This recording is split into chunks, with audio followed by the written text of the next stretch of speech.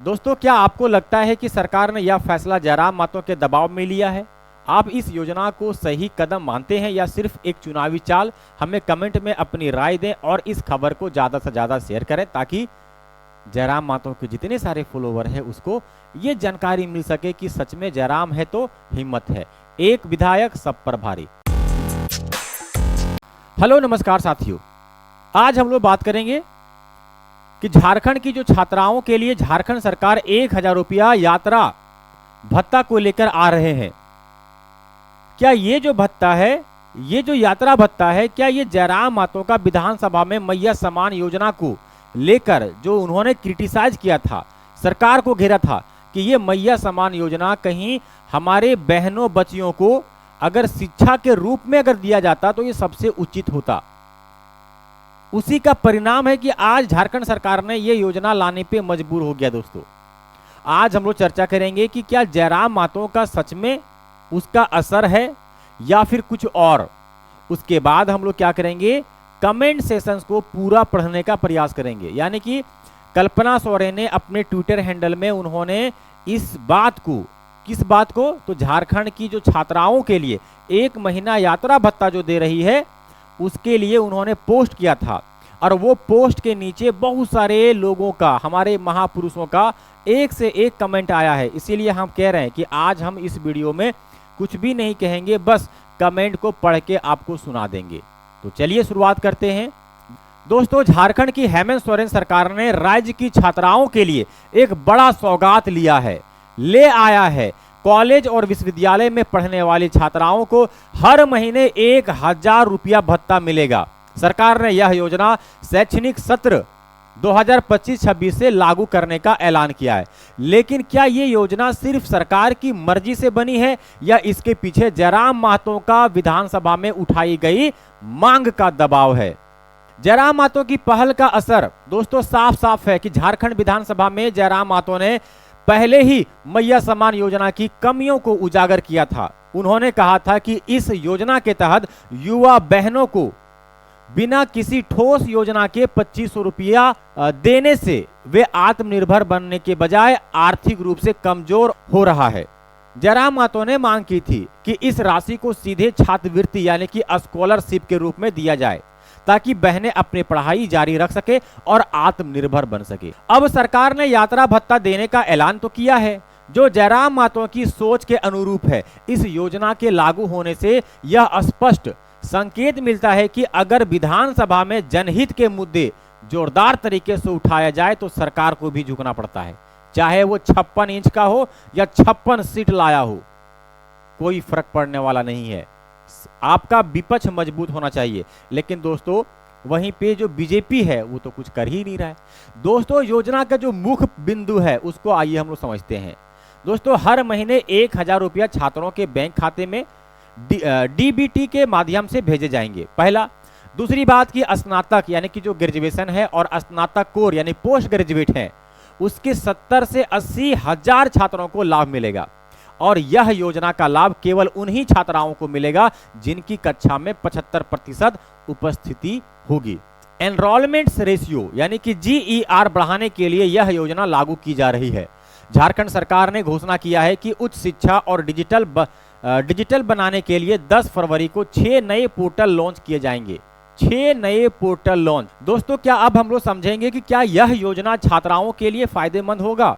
तो बिल्कुल होगा दोस्तों कि इस योजना से उन छात्राओं को सीधा लाभ मिलेगा जो पढ़ाई के लिए कॉलेज यूनिवर्सिटी में जाने से असमर्थ है। यानी कि सरकार जो है वो फ्री ऑफ कॉस्ट यानी फ्री में जो है वो कॉलेज और यूनिवर्सिटी में पढ़ाते हैं, लेकिन आवाजाही यानी कि यातायात के लिए उसके पास पैसा नहीं होता है। इसीलिए खास करके ग्रामीण के इलाकों में लड़कियों के लिए यह योजना मददगार साबित हो सकती है। लेकिन सवाल तो उठता है कि अगर जयराम मातो ने विधानसभा में यह मुद्दा ना उठाया होता तो क्या सरकार ये फैसला लेती?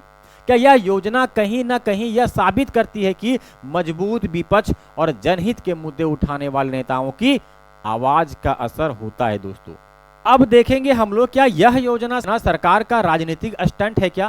तो सरकार का कहना है कि यह योजना लड़कियों की शिक्षा को बढ़ावा देने के लिए है। लेकिन सच्चाई यह भी है कि यह जब तक जयराम मातो ने विधानसभा में मैया सम्मान योजना को लेकर सवाल नहीं उठाए थे, तब तक सरकार ने इस तरह की कोई भी योजना लाने की मूड में नहीं थी।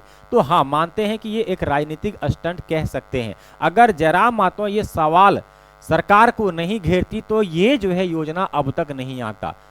तो चलिए, सबसे पहले आपको हमने जो पहले कहा था कि हम इसके बारे में कुछ भी नहीं कहेंगे, बस कल्पना सोरेन जो पोस्ट की है उसके नीचे जो कमेंट किया है उसको आपको सुना देंगे।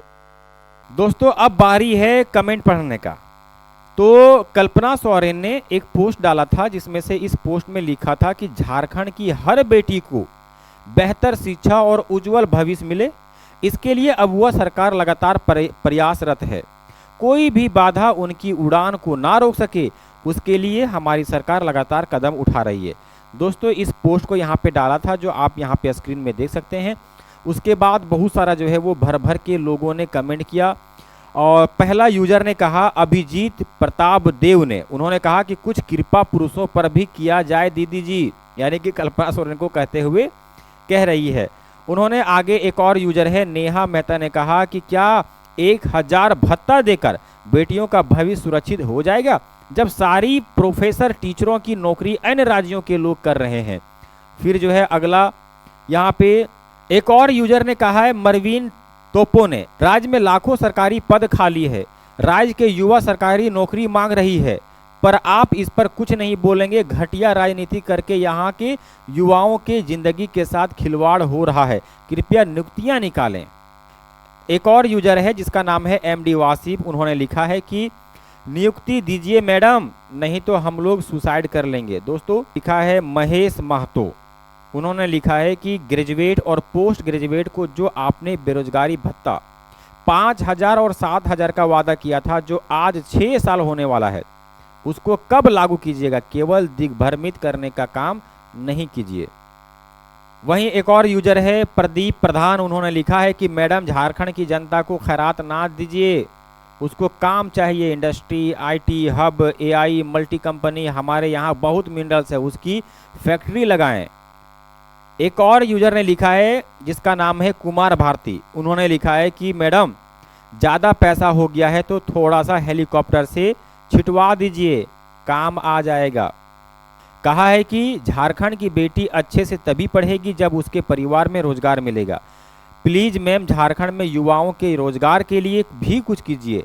हम लोग डेली मॉर्निंग में 1 साल से 10 किलोमीटर दौड़ की तैयारी कर रहे हैं, लेकिन दौड़ कब तक होगा क्या पता, कितना दिन करना है कोई अता पता नहीं है। तो इसमें जो है आप ज़रूर ये कमेंट सबसे अच्छा हमको लगा।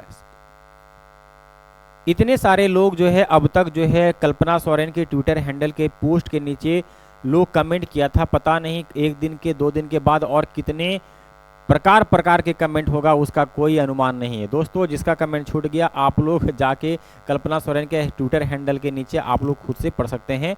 हम जो है इतना ही पढ़ के मेरे आंखों में आंसू आ गया, हमको लगा कि अब जो है वो बर्दाश्त नहीं होगा। बाकी कमेंट जो है आप लोगों के लिए छोड़ देते हैं। दोस्तों, क्या आपको लगता है कि सरकार ने यह फैसला जयराम मातो के दबाव में लिया है? आप इस योजना को सही कदम मानते हैं या सिर्फ एक चुनावी चाल? हमें कमेंट में अपनी राय दें और इस खबर को ज़्यादा से ज़्यादा शेयर करें ताकि जयराम मातो के जितने सारे फॉलोवर हैं उसको ये जानकारी मिल सके कि सच में जयराम है तो हिम्मत है, एक विधायक सब पर भारी। थैंक यू, जय हिंद, जय भारत।